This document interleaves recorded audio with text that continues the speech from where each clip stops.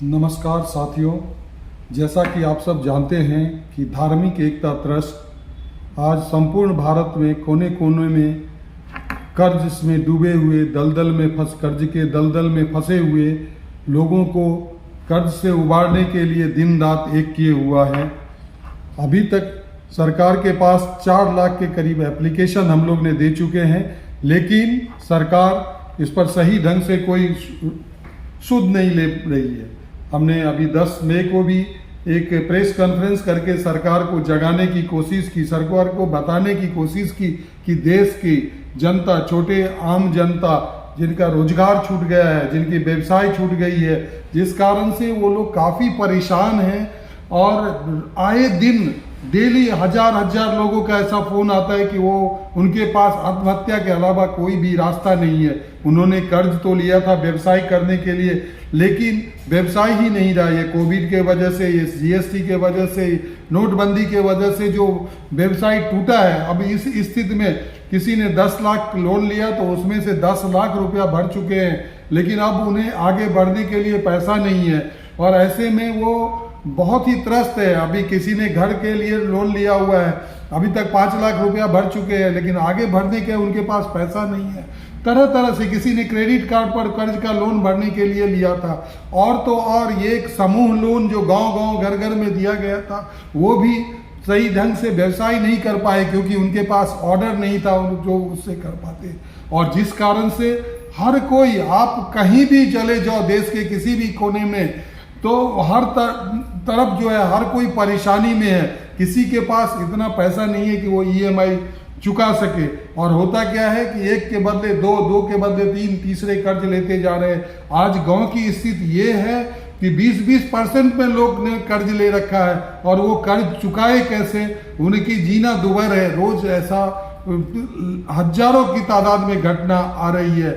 आज जो बड़े व्यवसायी है उन्हें तो हजारों करोड़ रुपया माफ किया जा सकता है, लेकिन एक छोटे व्यवसायी तड़प रहा है कि भाई हमारा कम से कम ईएमआई कम कर दो, हमारा कुछ कम कर दो, हमारा इंटरेस्ट रेट कम कर दो, या कुछ दिन के लिए हमें टाइम दे दो, लेकिन सरकार के कान में कोई जू नहीं रेंग रही है।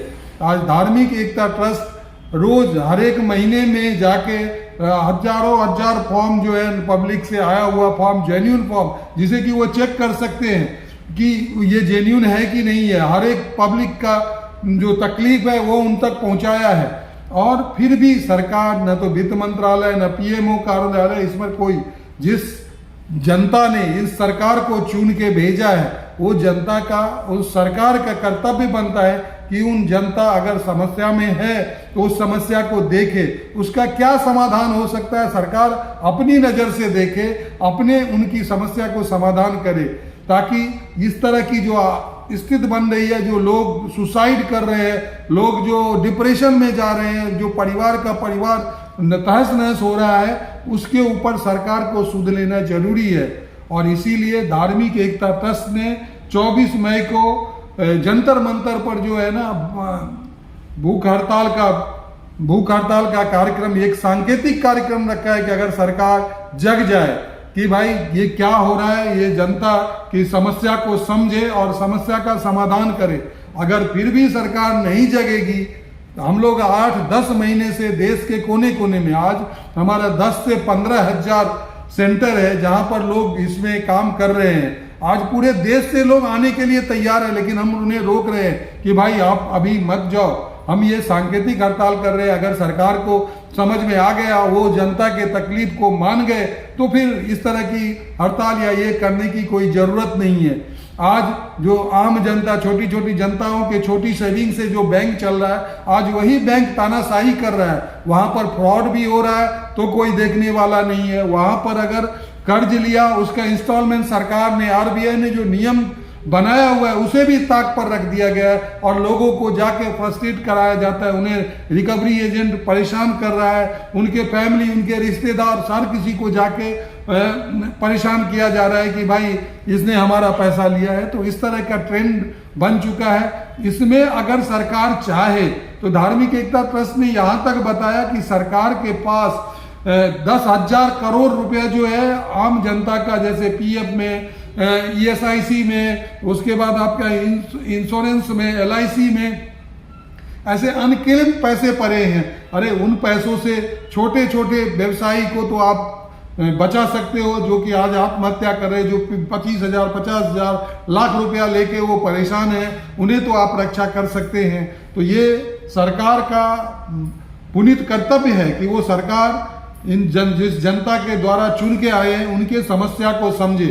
अगर किसी ने गलत फायदा उठाया तो उसे आप गलत फायदा मत दो, लेकिन जो सही में व्यवसाय के लिए लिया, अभी किसी ने मत्स्य पालन के लिए लिया लेकिन वो कर नहीं पाया, उसका मछली मर गया या उसका सेल नहीं हुआ, तो इस चीज की जांच की जाए। सरकार, RBI, जो भी उनके संबंधित अधिकारी हैं वो सही ढंग से जांच करे, और जो भी दोषी है उसे ये किया जाए कि अभी MSME के लिए सरकार के पास क्या है। आज नए नए टेक्नोलॉजी आ रहे हैं, उससे भी MSME मर रहा है। आज देश में, वर्ल्ड में रिसेशन है, उसके कारण भी MSME के पास नहीं है। आज सरकार की जो नीति है बड़े बड़े व्यवसायी को प्रोत्साहन देने का, और ये जो छोटे, जो भारत के बैकबोन माने जाते थे, वो व्यवसायी दिन पर दिन धराशायी होते जा रहे। अभी सरकार ने एक जेम्स लाया, उसमें 2%, 3% मार्जिन पर सरकार बोल रही है काम करे। कैसे आदमी काम करे?